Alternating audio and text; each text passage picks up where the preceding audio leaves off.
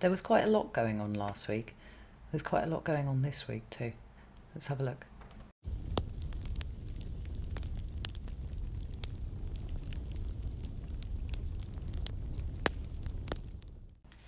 The energies this week are dominated by the Jupiter-Uranus conjunction that's happening on the 20th, or perfecting on the 20th, which is Saturday. Although there are a number of other things that are going on, this is the star of the week.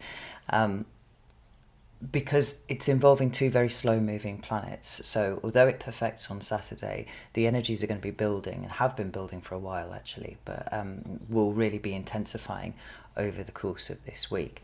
Now, one of the things that probably makes me really difficult to live with is my endless and consistent need to know why. I think why is probably the question that comes out of my mouth the most. And I think whilst we're all quite familiar with the archetype of Jupiter and what Jupiter represents, so expansion and growth and support, it's the greater benefic and all that. I think Uranus is, it's a bit of a wild card that people don't really understand. And so as, being somebody who deals with archetypes for a living, this is what I do, I thought it would be really interesting if we just dove briefly into the archetype of Uranus, or rather the origin myth of Uranus, to help you contextualize what the energies of this week, and probably into next week as well, are going to include. So there's a poem called Theogony by Hesiod. And it details the cosmology of how the world came into being, right? And it started with Gaia. Gaia emerged from chaos, right? Gaia is the earth. I've written some notes here. She was the first thing, but she was lonely, so she created Uranus. And Gaia created him, as the poem says, equal to herself, to cover her on every side, and to be an ever-sure abiding place for the blessed gods. Now, Uranus would come down every night, because this is an interesting thing. He's not actually really personified in Greek mythology at all. You have to wait until you get to kind of like Roman times before you start to see depictions of him, because he was the sky, he was the air, he was the ether, and he would come down every night and have a bit of sexy time with Gaia. And they begat many children.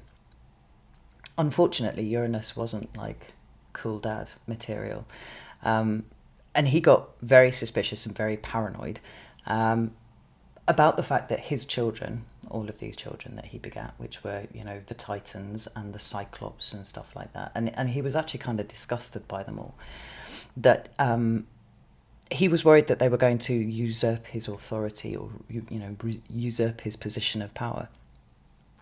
So in order to prevent this catastrophe, he consigned them to Tartarus, which was a pit of suffering located deep within the earth. And it's given to be like Gaia's womb. So obviously this was quite uncomfortable for Gaia too.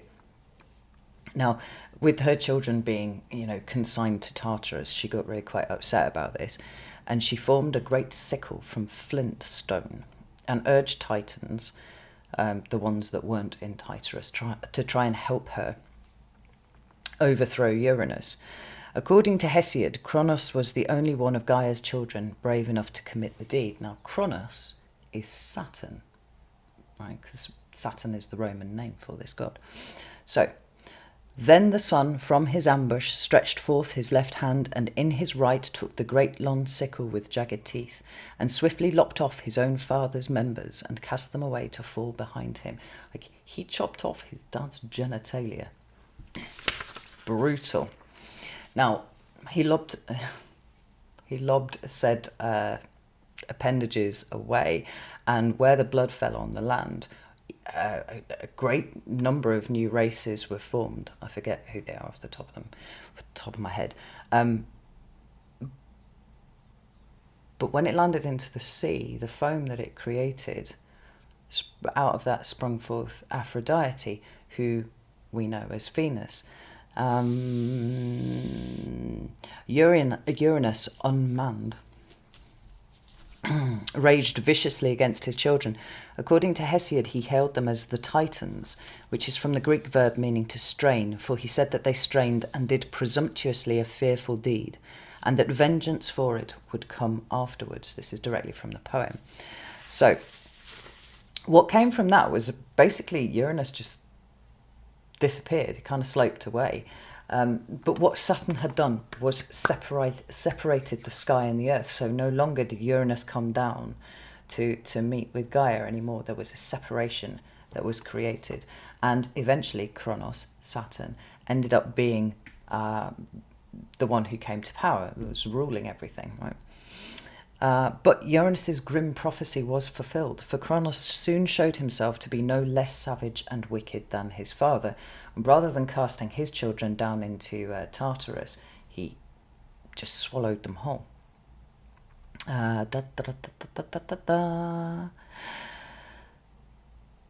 In the end, Rhea, who was his wife, Saturn's wife, Kronos' wife, with the help of Gaia and Uranus, managed to conceal her last child, which was Zeus, or Jupiter, as we know him, from Kronos. Zeus, of course, then went on to overthrow Kronos and become king of the gods, bringing an end to the violent cycle of divine succession. So there's a whole redemption arc for Uranus here, but you can see how the themes of ambush, surprise, rebellion, freedom, violence, a little bit, detachment, innovation, new things, all come from the archetype of Uranus. Now, Uranus, as Jupiter's father, that's where the connection is, it's now coming together. And it's like, it's the end of the redemption arc. It's the end of that violent cycle where we're kind of struggling against Saturn. And how interesting that just a couple of weeks ago we had that Mars-Saturn conjunction going on too, right? So you see all of the characters that are appearing here in this cosmogony have been playing roles up in the sky, doing things for the last few weeks. We also have, in addition to this, we have Chiron still active. We have Mercury retrograde still active. We have Venus. She's in Aries. She's active. And they're all sitting really close together with the North Node and opposing the South Node. Now, the cards that I pulled for this are so fucking cool. I can't even tell you how cool they are. There's a positivity this week that might have felt a little bit absent last week. Let me flip this around so you can see what I'm looking at. These are the cards that we've pulled for this week. We've got the Five of Cups, we have the Ace of Wands, we have the Page of Wands, we have the Three of Swords in reverse, and we have down here the Moon in Aquarius, which is the ruling, and Uranus is the ruling planet of Aquarius, by the way, the Seven of Swords. Now, when you look at all of these cards together, right, there's a message that comes through so strong, and it's I love tarot. Even just down to this Five of Cups. Look at that. Does that look like a sickle in his hand or what? That's what it looks like to me. Anyway, with the Five of Cups, we have themes of loss. Always have themes of loss. Now, whether these are present losses or whether these are old historic losses, there's a sense here that we are being set free, either by way of loss, which would be fair, or by way of old things that we have been stuck in. You remember I talk about the Five of Cups very much about being stuck in a state of grief, and so many of us walk around in a state of grief and are completely oblivious to it. We kind of create a sort of comfort zone that is lined with this grief, and we don't know that it's possible to live differently, so absolutely encompassed with it. Not encompassed, that's not the word that I'm looking for. Overwhelmed by it, I guess. Sometimes we just kind of fit it into our paradigm, and that's just what life is now. But what we have is release through all of it. Now, the problem is with Uranus is because it's a kind of capricious energy. This conjunction is happening in the sign of Taurus. I'll get back to the cards in a second. It's happening in the sign of Taurus, and so it can on a worldwide level refer to those things that are ruled by Taurus. So you've got, legacy banking systems, you've got resources, so food, your home, your land, the money that you have in the bank, stuff like that. Things that traditionally make us comfortable. We think about Maslow's hierarchy of needs, right? Those things generally Taurus likes to take care of. But we can see how it's playing out in our individual stories too. Because the energy of Uranus could see some of us losing something this week. But we're gaining a freedom with that. And what it is that we're losing might be the sense of loss. I'd be under no illusions. But whatever happens this week, there is a sense that not only is it for your higher good, but it is truly freeing you from an old narrative, an old story, an old way of doing things. I mean, say it was something Saturnian, one might say. We've got the Three of Swords in reverse, which quite simply represents healing. Always represents healing for me, because the swords are beginning the process of sliding out through gravity from that muscle, which can then heal. Can't heal while it's got the steel still running through it. But look at this, the sacred fire of initiation, innovation, passion, creativity, new starts, new ways of doing things. And we've got both cards here that are talking about new ways of doing things, new behaviors, new activities, new experiences. And then we have the Seven of Swords. Now, the ambush aspect of this is really quite interesting, because we've got this woman lying down here sleeping, and we've got this, rogue coming in. The Seven of Swords can be about deception. It's sometimes called the thief card, but we really do have an ambush being depicted here, which is really, really fascinating. But the question is, this week, no matter what happens, how willing are you to, how prepared are you to pick up the sacred fire and run with it? Okay? How prepared are you to initiate something new? Because you're being shaken free from something, and that might be uncomfortable for some people. It might be absolutely joyous for other people. But we're breaking out of a cycle. We're starting a new one. Whenever planets come into conjunction with each other, they start off a new cycle together. And this one will run for the next 13 to 14 years till it happens again. The last one happened around, when was it, January? Oh, it was January 2011. So it might be useful for you to look back and see what happened for you then, because it might be that there was some sort of big shake-up there that took you and put you in a different, on a different path. The Tower card is a card of Pluto, right? It's a Mars card, it's a Pluto card. But I really have been looking at it in the last month and seeing the Uranian energy that is running through it. It feels like whatever happens this week, something truly wonderful is coming from it. And the things that are lost, if anything is lost, that may feel uncomfortable at the time, is freeing you up. And a future version of you will look back on this point and probably look upon it quite positively, I would think. Because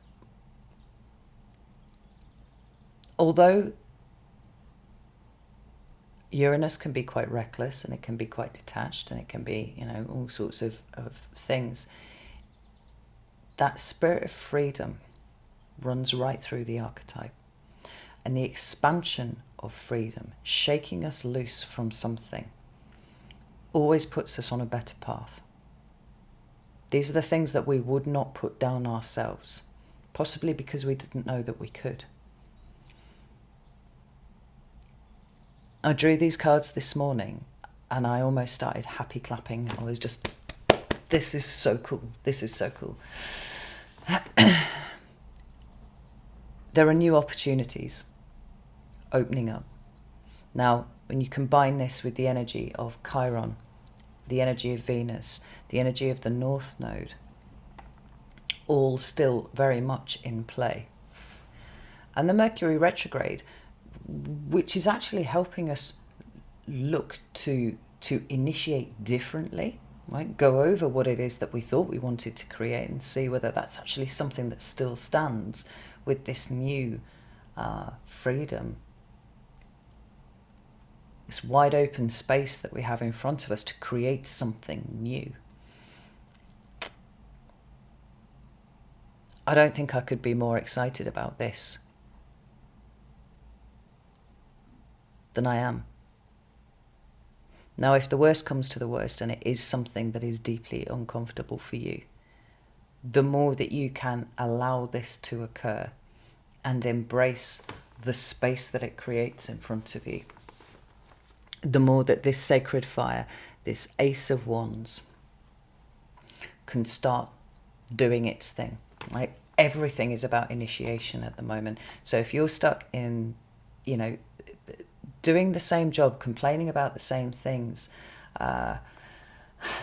thinking that things will be much better when you get over there versus where you are right now, then you're in the prime position to do something really fundamental to change it.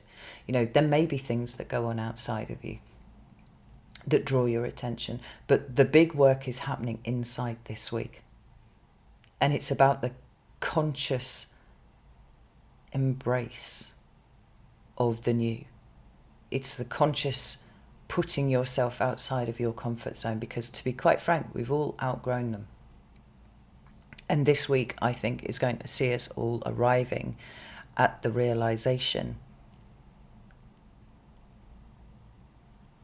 that we have to give ourselves permission to do something differently, maybe everything differently. This is really exciting times. I hope you have a wonderful week.